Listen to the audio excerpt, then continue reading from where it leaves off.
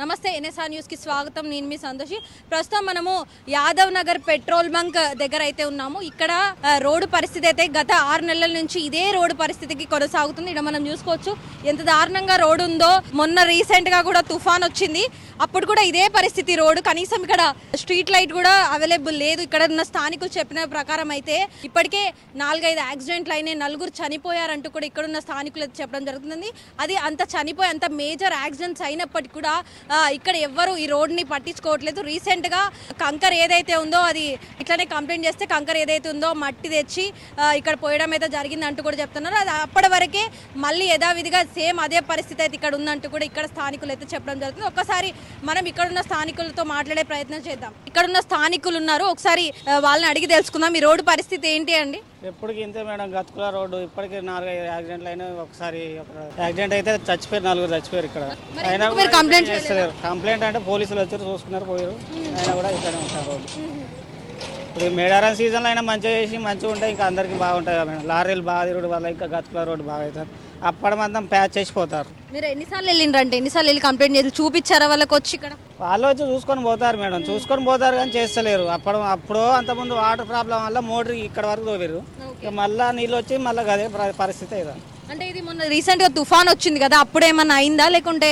లేదు, అంత ముందు నుంచే ప్రాబ్లం ఇది. ఎంత చెప్పినా పట్టించుకోవట్లేదు. అది అక్కడ మందం చేస్తారు, పోతారు మేడం. మళ్ళీ లారీలు తిరుగుతానే అన్ని తిరుగుతానే మళ్ళీ గయ్య గతుకుల రోడ్డు అవుతాను. దానివల్ల ఇంకా యాక్సిడెంట్లు ఎక్కువ అవుతాను. బుల్లెటర్ దాంతో కంకరతో కొంచెం అయితే పోసి అడ్జస్ట్మెంట్ చేసారు. అప్పటి వరకు ఒక తీరు ఉన్నది, మళ్ళీ తర్వాత యథావిధిగా మళ్ళీ అలానే ఉంది. గుంత కూడా బాగా ప్రాబ్లం అవుతుంది. అవును, చాలా వరకు నిన్న నైట్ కూడా పడి 2 కార్లకు పాపం దెబ్బలు తాకింది. బాగానే దెబ్బలు తాకుతుంది, బొంద బాగా అయిపోయింది, మొత్తం టైర్ దిగబడిపోతుంది. చూడండి మీరు అక్కడ స్కూల్ బస్సెస్ కూడా వెళ్తూ ఉంటాయి, బండ్ల మీద కూడా అబ్బాయిలు చాలా మంది వెళ్తూ ఉంటారు. ఇటు సైడ్ నుంచి కాలేజ్ వెళ్ళే స్టూడెంట్స్ ఇట్లా ఉన్నారు కదా. మళ్ళీ ఏంటంటే యూనివర్సిటీ నుంచి అటు నుంచి వచ్చేవారు స్పీడ్గా వెళ్ళే వరకు కూడా అక్కడ ఏమవుతుందంటే తెలియక ఇక్కడ లైటింగ్, అక్కడ లైట్ లేక ఒక లైట్ కూడా లేదు. అక్కడ లేక ఏమవుతుందంటే పోలుకు లైట్ లేదు. దానివల్ల ఏమవుతుందంటే మొత్తము యాక్సిడెంట్ కూడా చాలా అవుతున్నాయి. ఎన్ని రోజుల నుంచి ఉన్నది ఇదే పరిస్థితి? మరి 1 ఇయర్ నుంచి ఉన్నాం.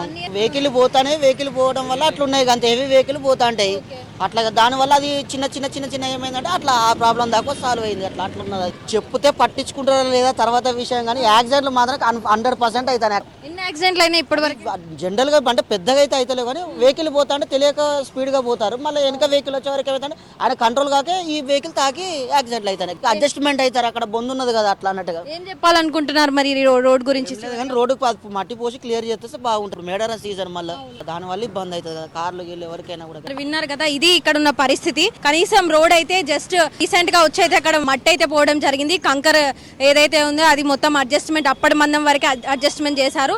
దాని తర్వాత కూడా సేమ్ అదే పరిస్థితి అయితే ఇక్కడ ఉందంటూ కూడా ఇక్కడ స్థానికులు అయితే చెప్పడం జరుగుతున్నారు. అంతేకాకుండా మొంతా తుఫాన్ వచ్చినప్పటికీ కూడా డ్రైనేజ్ ఏదైతే ఉందో అక్కడ మొత్తం వాటర్ వచ్చి ఇక్కడ వరకు వాటర్ వచ్చి కూడా నిండిపోయి అప్పుడు కూడా ఎవరు అధికారులు అయితే పట్టించుకోలేదు అంటూ కూడా ఇక్కడ ఉన్న వాళ్ళు అయితే చెప్పడం జరుగుతుంది. అంతేకాకుండా ఇప్పటికే ఒక 4 చనిపోయారంటూ కూడా ఇక్కడ చెప్తున్నారు. చనిపోయినప్పటికీ కూడా ఈ రోడ్డు బాగు చేసే పరిస్థితి అయితే ఇప్పటికి కూడా కనబడట్లేదు. అక్కడ రోడ్డు పరిస్థితి అలా ఉంటే ఇక్కడ చూసుకున్నట్లయితే ఈ డ్రైనేజ్ పరిస్థితి ఇంత దారుణంగా ఉంది ఇక్కడ ఈ రోడ్ లో. ఇక్కడ ఉన్న స్థానికులు అయితే చెప్తున్నారు. చెప్పినప్పటికీ కూడా అప్పటి మందమే ఏదో మట్టి తెచ్చి లేకుంటే కంకర తెచ్చి అక్కడ పోస్తున్నారు అంటూ కూడా చెప్తున్నారు. ఇక్కడ మెయిన్ గా స్కూల్ బస్సెస్ కూడా వెళ్లే రహదారి ఇది. ఇటు మనం పెద్దమ్మగడ్డ రోడ్ సైడ్ కి ఈ రోడ్ అయితే ఉంటుంది. ఇక్కడ మనం చూసుకోవచ్చు కార్లు, వెహికల్స్, ఎన్నో నెంబర్ ఆఫ్ వెహికల్స్ అయితే ఈ రోడ్డు మీద ప్రయాణిస్తూ ఉంటారు. ఎన్నిసార్లు చెప్పినప్పటికీ కూడా ఇదే పరిస్థితి. మరి ఇప్పుడు కూడా ఎలక్షన్స్ కూడా వస్తున్నాయి. కార్పొరేటర్ కూడా అసలు ఇప్పుడు 5 years అవుతుంది, ఏం డెవలప్మెంట్ జరిగింది Yadav Nagar petrol bunk road దగ్గర? అసలు ఏం డెవలప్మెంట్ అనేదే లేదు. ఫస్ట్ మెయిన్ గా రోడ్డు డెవలప్మెంట్ అనేది ఇక్కడ అయితే లేదంటూ కూడా ఇక్కడ మనం చూసుకోవచ్చు.